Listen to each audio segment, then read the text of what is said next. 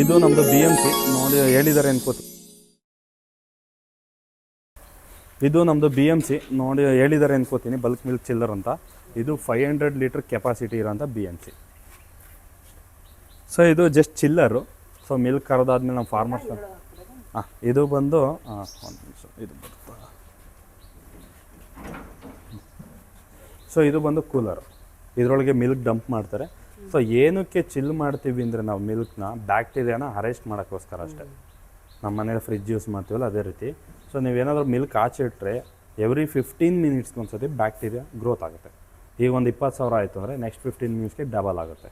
So ಹಾಗಾಗಿ ಅದನ್ನು bacteria load ಜಾಸ್ತಿ ಆದರೆ ಏನಾಗುತ್ತೆ ಅಂದರೆ ಬೇಗ ಸ್ಪಾಯ್ಲ್ ಆಗುತ್ತೆ. ಸೊ ಅದಕ್ಕೋಸ್ಕರ ನಾವು ಚಿಲ್ ಮಾಡೋದ್ರಿಂದ ಏನಾಗುತ್ತೆ, ಬ್ಯಾಕ್ಟೀರಿಯಾ ಗ್ರೋ ಆಗಲ್ಲ. ಸೊ ಯೂಶ್ವಲಿ ನಿಮ್ಮ ಕನ್ವೆನ್ಷನಲ್ಗೆ ಹಾಕ್ತೀವಿ ಅಂದರೆ ಅವಾಗಲೇ ಹಾಕೋರು ಅವ್ರು ಏನು ಮಾಡ್ತಾರೆ, ಚಿಲ್ ಮಾಡಿ ಕಳಿಸ್ತಾರೆ, ಓಕೆನಾ. ಬಟ್ ನಾವೇನು ಮಾಡ್ತೀವಿ, ನಾವು ದೂರದಿಂದ ತರಬೇಕು ಅಂದರೆ ಫಸ್ಟು ಚಿಲ್ ಮಾಡಲೇಬೇಕು. ಏನು ಮಾಡ್ತೀವಿ, ಒಂದು 5 ಫಾರ್ಮರ್ಸ್ ಇತ್ತು ಅಂದರೆ 5 ಫಾರ್ಮರ್ಸ್ಗೆ 1,000 ಲೀಟ್ರ್ 2,000 ಲೀಟ್ರ್ ಕೆಪಾಸಿಟಿ ಕೊಟ್ಟಿರ್ತೀವಿ. ಅವ್ರು ಏನು ಮಾಡ್ತಾರೆ, ತಂದು ಟೆಸ್ಟಿಂಗ್ ಎಲ್ಲ ಆದಮೇಲೆ ಡಂಪ್ ಮಾಡಿ ಚಿಲ್ ಮಾಡೋಗ್ತಾರೆ. ಅದು BMC ಓನರ್ ಇರ್ತಾರೆ, ಅದು ರೆಸ್ಪಾನ್ಸಿಬಲ್ ಅವ್ರದ್ದು. ಚಿಲ್ ಮಾಡೋದು, ಬಂದು ವ್ಯಾನಿಗೆ ಲೋಡ್ ಮಾಡೋಕ್ಕೆ ಹೆಲ್ಪ್ ಮಾಡೋದು. ಈಗ ಬೆಳಗ್ಗೆ ಆಲ್ಮೋಸ್ಟ್ ಎಲ್ಲ ಕರೆದಿರ್ತಾರೆ. BMC ಬರೋದ್ರೊಳಗೆ ಒಂದು 8-8:30 ಆಗ್ಬೋದು. 8:30ಗೆ ಡಂಪ್ ಬಂದಿದ್ದು ಡಂಪ್ ಮಾಡಿಬಿಟ್ರೆ ಚಿಲ್ ಮಾಡ್ತಾರೆ. ನಮ್ಮ ವ್ಯಾನ್ ಹೋಗಿ ಯಾವಾಗ ಕಲೆಕ್ಟ್ ಮಾಡ್ಕೊಂಡ್ರೆ ಬರುತ್ತೆ. ಸೊ ಇಲ್ಲ, ಸಾಯಂಕಾಲ ಬೆಳಗ್ಗೆ ಕರೆದು ಆಲ್ಮೋಸ್ಟ್ ಮಧ್ಯಾಹ್ನದೊಳಗಡೆ ಬರುತ್ತೆ. ಚಿಲ್ಲಲ್ಲೇ ಇರಬೇಕು. ಆಮೇಲೆ ನಮ್ಮ ವ್ಯಾನು ಇನ್ಸುಲೇಟೆಡ್ ವ್ಯಾನ್ಸೇ ಎಲ್ಲ, ಅದು ಚಿಲ್ಲಿಂಗ್ ಇರುತ್ತೆ. ಹಾಗಾಗಿ ಏನಾಗುತ್ತೆ, ನಮ್ಮದು ಮೈಕ್ರೋವೇವ್ ಲೋಡು ಕಮ್ಮಿ ಇರುತ್ತೆ. ಹೌದು ಹೌದು, ಆ ಪ್ರೊಡಕ್ಷನ್ ಯೂನಿಟ್ಗೆ ಆಗುತ್ತೆ ಮ್ಯಾಮ್. ನೈಟು ಡೇ ಎಲ್ಲ ನಡೀತಾ ಇರುತ್ತೆ. ಯಾಕೆಂದರೆ ನಮಗೆ ಯಾವ ಥರ ಅಂದರೆ, ನಾಳೆಗೆ ಬೆಳಗ್ಗೆ 5 ಗಂಟೆ 4:15ಇಂದನೇ ಸ್ಟಾರ್ಟ್ ಆಗಿಬಿಡುತ್ತೆ delivery. Consumer doorstep Mysuru, Bengaluru, Hyderabad, ಚೆನ್ನೈಗೆಲ್ಲ. ಬಟ್ ಹೈದರಾಬಾದ್, ಚೆನ್ನೈಗೆ ಪೌಚ್ ಫಾರ್ಮೇಷನ್ ಹೋಗಲ್ಲ, ಬರೀ ಪೇಪರ್ ಬೋರ್ಡು USD ಹೋಗುತ್ತೆ. ಯಾಕೆಂದರೆ ಟ್ರಾವೆಲಿಂಗ್ ಜಾಸ್ತಿ ಅದು. ಬಟ್ ಬೆಂಗಳೂರಿಗೆಲ್ಲ ಏನಾಗುತ್ತೆ, ಇಲ್ಲಿ ಅರೌಂಡ್ ನೈಟು 10ಗೆಲ್ಲ ಬಿಟ್ಬಿಡ್ತಾರೆ, 10-11ಗೆ. ಇಲ್ಲಿಂದ ಬೆಳಗ್ಗೆ ಬಂದಿದ್ದು ಪ್ರೋಸೆಸ್ ಆಗಿ ಹೋಗ್ಬಿಡುತ್ತೆ, ಸಂಜೆ ಬಂದಿದ್ದು ಪ್ರೋಸೆಸ್ ಆಗುತ್ತೆ, ಬೇರೆ ಡೈರಿ ಪ್ರಾಡಕ್ಟ್ಗೆಲ್ಲ ಹೋಗುತ್ತೆ. ಸೊ ಏನಾಗುತ್ತೆ, ಇಲ್ಲಿಂದ ಅಲ್ಲಿಗೆ ಬೆಂಗಳೂರು ಕ್ರಾಸ್ಟ್ ಆಗಿಂದ ಮತ್ತೆ ಸ್ಪೋಕ್ಸ್ ಡಿಸ್ಟ್ರಿಬ್ಯೂಟ್ ಆಗುತ್ತೆ. ಹಾಂ, ನಮ್ಮದು ಕ್ರಾಸ್ಟ್ ಆಗಿದೆ, ಒಂದು ಕ್ರಾಸ್ಟ್ ಆಗಿ ನೆಲಮಂಗಲದಲ್ಲಿ. ಅಲ್ಲಿಂದ ಮತ್ತೆ ಎಲ್ಲ ಸ್ಪೋಕ್ಸ್ಗೂ ಡಿಸ್ಟ್ರಿಬ್ಯೂಟ್ ಆಗುತ್ತೆ. ಆ ಸ್ಪೋಕ್ಸಿಂದ ಮತ್ತೆ ಡೆಲಿವರಿ ಬಾಯ್ಗಳು ತಗೊಂಡೋಗಿ ಮನೆಗೆ ಕೊಡಬೇಕು. ಹಾಗಾಗಿ ಏನು ಮಾಡ್ತೀವಿ, ಮಾರ್ನಿಂಗ್ 4ಗೆ ಸ್ಟಾರ್ಟ್ ಆಗುತ್ತೆ ಡೆಲಿವರಿ. 4 ಇಲ್ಲ 4:30ಗೆ ಸ್ಟಾರ್ಟ್ ಆಗಿ 6 ಒಳಗೆ ಅವ್ರ ಮನೆ ರೀಚ್ ಆಗಿರುತ್ತೆ ಎಲ್ಲ ಮನೆಗೂ.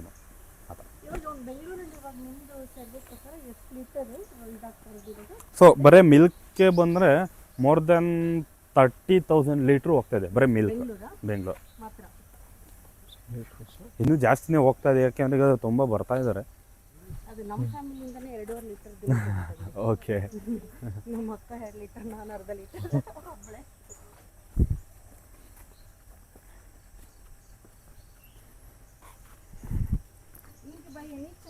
ಇಲ್ಲ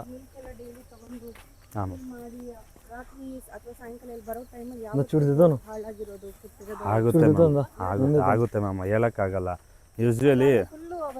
ಸೊ ಯೂಶ್ವಲಿ ಅದನ್ನೆಲ್ಲ ಏನು ಮಾಡಬೇಕು, ಈಗ ಫಾರ್ ಎಕ್ಸಾಂಪಲ್ ನಾನು ಫಾರ್ಮರ್ಸು, ನಾನೇನು ಮಾಡ್ತೀನಿ, BMCಗೆ ತಂದು ಕೊಡ್ತೀನಿ ಅಂದರೆ ಆ ಟೈಮಲ್ಲಿ ಚೆಕ್ ಮಾಡಿರ್ತೀವಿ. ಅಲ್ಲಿ ನಂದು ಪಾಸಿಟಿವ್ ಬರಲಿಲ್ಲ, ಎಲ್ಲ ನೆಗೆಟಿವ್ ಬಂತು. ಆಫ್ಟರ್ BMCಯಿಂದ ಪ್ರೊಸೆಸಿಂಗ್ ಪ್ಲಾಂಟಿಗೆ ಬಂದಾಗ ಅಲ್ಲೇನಾದರೂ ಮತ್ತೆ ಪಾಸಿಟಿವ್ ಬಂತು ಅಂದರೆ ಅದು 2,000 ಮಿಲ್ಕ್ ಇತ್ತು, ಅದಕ್ಕೆಲ್ಲ BMC ಓನರೇ ರೆಸ್ಪಾನ್ಸಿಬಲ್, ಫಾರ್ಮರ್ ರೆಸ್ಪಾನ್ಸಿಬಲ್ ಆಗಲ್ಲ. ಯಾಕೆಂದ್ರೆ ಅವ್ನು ಫಾರ್ಮರ್ ಲೆವೆಲಲ್ಲಿ ಫಸ್ಟು ಫಾರ್ಮರ್ಸ್ ಲೆವೆಲಲ್ಲಿ BMC ಓನರ್ ಚೆಕ್ ಮಾಡ್ಕೋತಾನೆ. BMC ಓನರ್ ತಂದಿದ್ದನ್ನ ನಾವು ಪ್ಲಾಂಟಲ್ಲಿ 22 ಥರ ಟೆಸ್ಟ್ ಕಂಡಕ್ಟ್ ಮಾಡ್ತೀವಿ. ಆ 22 ಥರ ಟೆಸ್ಟ್ ಕಂಡಕ್ಟ್ ಮಾಡಿದಾಗ ಅಲ್ಲಿ ಪಾಸಿಟಿವ್ ಬಂದರೆ ಅದು ಕಂಪ್ಲೀಟ್ ರಿಜೆಕ್ಟ್. ಸೊ ಇದು ಬಯೋಗ್ಯಾಸ್ ಅಲ್ಲ, ನಮ್ಮನೆ ನೋಡಿದಿರಲ್ಲ, ಗೋಬರ್ ಗ್ಯಾಸ್ ಹಿಂದೆ ಓಲ್ಡನ್ ಡೇಸಲ್ಲಿ ಇತ್ತಲ್ಲ.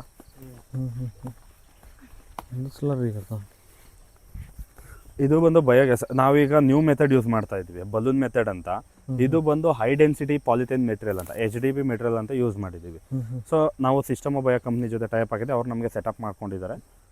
ನಮ್ಮ ಕೌ ಶೆಡಲ್ಲಿ ಏನು ಇರುತ್ತೆ, ಆ cow dung, cow urine, washable ವಾಟರ್ನ ಏನು ಮಾಡ್ತೀವಿ, ನಮ್ಮದೊಂದು ಬಯೋಡೈಜೆಸ್ಟ್ ಬಿಟ್ಟಿದೆ, ಅರೌಂಡ್ 2 lakh ಲೀಟ್ರ್ ಕೆಪಾಸಿಟಿ. ಅಲ್ಲೇನು ಮಾಡ್ತೀವಿ, 1:2 ಆ್ಯಡ್ ಮಾಡ್ತೀವಿ.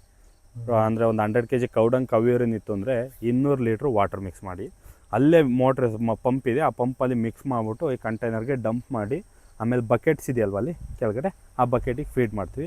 ಸೊ ಒಂದೊಂದು ಇದು ಬಯೋಗ್ಯಾಸ್ ಇಂಟೇಕ್ ಬಂದು ಅರೌಂಡ್ 800 ಲೀಟ್ರ್ ಕೆಪಾಸಿಟಿ ಇದೆ. ಸೊ ಮೇಲ್ಗಡೆ ಏನು ಬ್ಲೋಟಿಂಗ್ ನೋಡ್ತಾ ಇದ್ವಿ, ಕೆಳಗಡೆ ಸೇಮ್ ಅಮೌಂಟು ಡಿಗ್ ಮಾಡಿ ಬಲೂನ್ ಪ್ಲೇಸ್ ಮಾಡಿದ್ವಿ.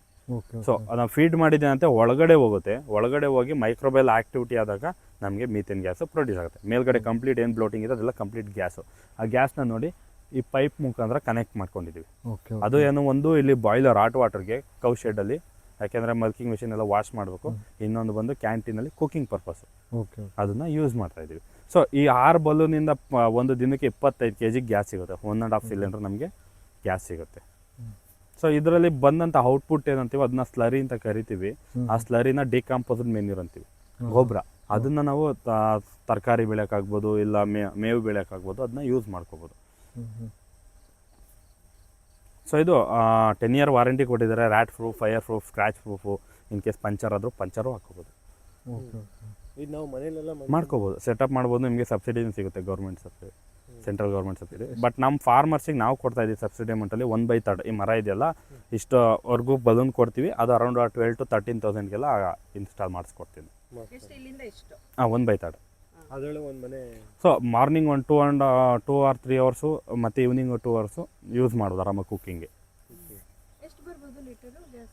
ಲೀಟರ್ ಥರ ಅಲ್ಲ, ಲೀಟ್ರ್ ಇಲ್ಲ ಮ್ಯಾಮ್. ಅದರಲ್ಲಿ ನೀವು ಫೀಡಿಂಗ್ ಡೈಲಿ ಮಾಡ್ತಾ ಇದ್ದೀರಾ ಅಂದರೆ ನಿಮಗೆ ಒಂದು 2 kg 3 kg ಅಷ್ಟು ಸಿಗ್ಬೋದು ಡೈಲಿ.